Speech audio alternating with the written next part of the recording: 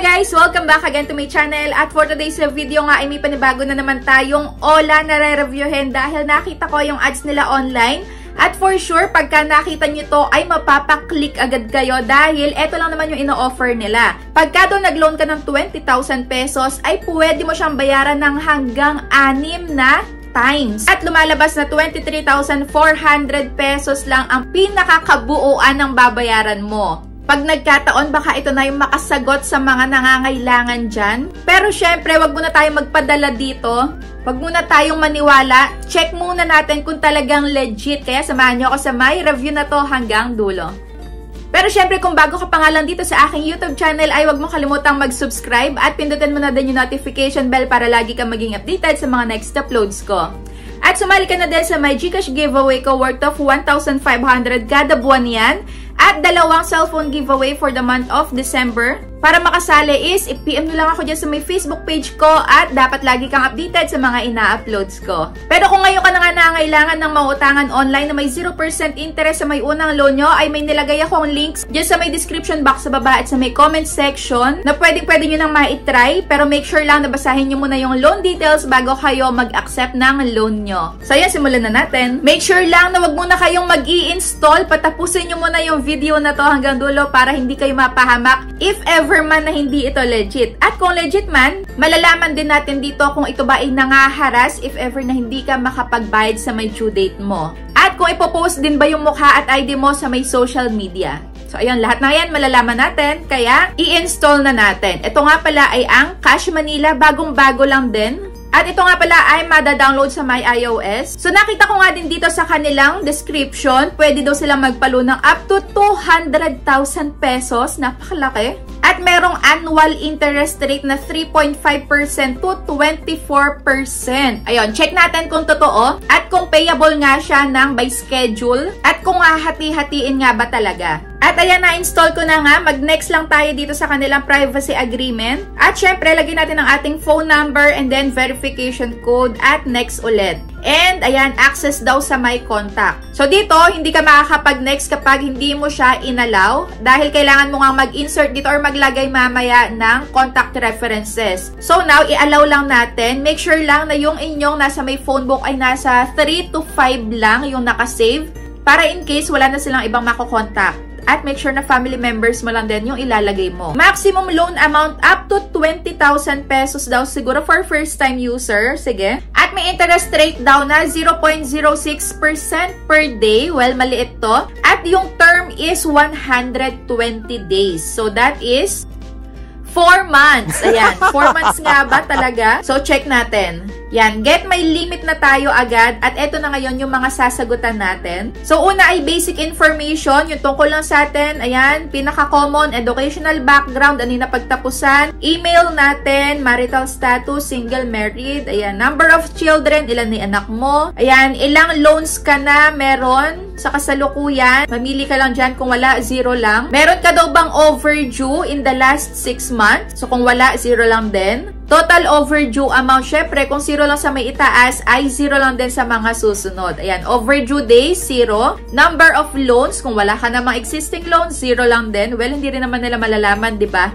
So, 0 lang. Next. So, sa income information na nga tayo, yung job status mo, ayan, lagay mo na lang dito kung ikaw ay full-time, part-time, self-employed, or not working. Ayan, marami pa dyang iba. Industry, ayan, company name nyo, company address, saka company phone number. At dito na nga tayo sa may document to verification. Ayan, meron ditong 11 daw na documents or ID na pamimilian. Pumili ka na lang dyan kung ano yung ID na meron ka. Ayan, picturean mo lang yung harapan at likuran ng ID mo. Dito, meron ding facial verification. Picturean mo lang din yung itsura mo. Make sure na maayos at presentable dahil minsan, yung itsura daw is nakadepende kung ikaw ay aaprobahan or hindi. So, ewan natin, pero sige, go na tayo. At sa contact references na tayo, dito, kailangan nila ng 5. So, ito sinasabi ko sa inyo, dapat hanggang 5 lang. I-limit nyo lang yun nasa may phone book nyo kung kayo ay magtatry na mag-loan online. So, pagka na, ilagay na natin yung 5 contact number is, i-next na natin. Next naman is kung saan mo na matatanggap yung ilo-loan mo, pero ilagay mo muna din yung last name mo, first name, saka middle name.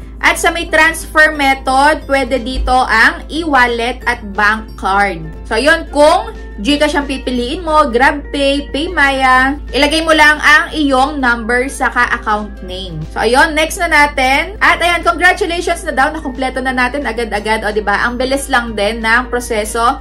Pero, i-check pa nga din natin yung pinaka-exciting part kung maaasahan. Ayan, congratulations na! Nakompleto na daw natin ang lahat ng sasagutan at meron daw tayong 90% na approval rate. At dito nga ay naaprubahan tayo sa may 1,500 pesos. Ayan, for first-time user, meron tayong 1,500. Kaso nga lang, check natin kung buo nating matatanggap. Kasi kung buo namang matatanggap at mahaba talaga yung pagbabayad, maaasahan talaga to. Pero check pa din natin. So, ayun, apply now na natin. At ito na nga yung confirmation ng loan. So, dito, yung amount of contract ay 1,500 nga yung ibinigay sa atin na credit limit. At sa may loan period naman is 120 days nga. Pero, i-check pa din natin sa may repayment plan kung talagang totoo na hanggang 4 na buwan tong bayaran. Pero dito nga is, ang amount lang na marireceive daw natin is 930 pesos at ang service fee ay 570, which is ang laki, grabe. At yung term ay 2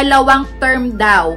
Ayan, meron tayong first term saka second term. At dito, nakabungad na agad kung magkano yung babayaran sa may first term, which is nakakaloka. And fake news na naman yung nasa may ads nila. Kasi sa may first term is, ang babayaran natin agad ay 1,485.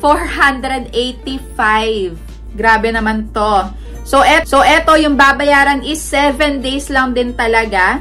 Yan, yung unang pagbabayad is 7 days at yung pangalawa naman is after 3 months pa, which is ang babayaran mo is 15 pesos na lang. So, dito nga is hindi ko na ipinagpatuloy dahil grabe, hindi naman pala totoo yung nasa ads nila na hati-hatiin nila. At ayun, sa may unang pagbabayad mo pa lang is parang sa may unang pagbabayad mo lang is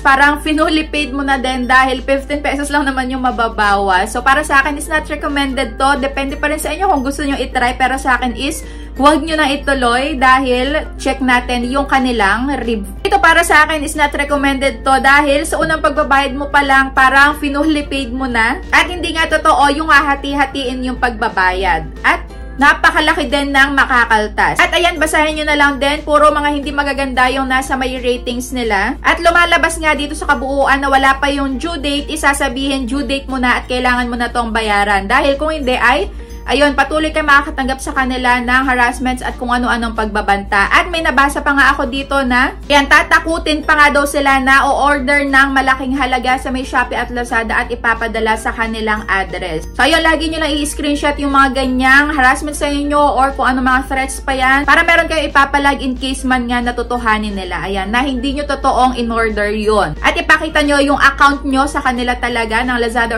or Shopee nyo. Nakatunayang andon yung full name nyo, address nyo, at wala kayong in-order sa kanila. Pero nag-search nga din ako online, wala pa naman ako nakita at nag-run sa my online na naipost daw yung kanilang picture. Pero legit daw yung merong harassments nga at mga pagbabanta.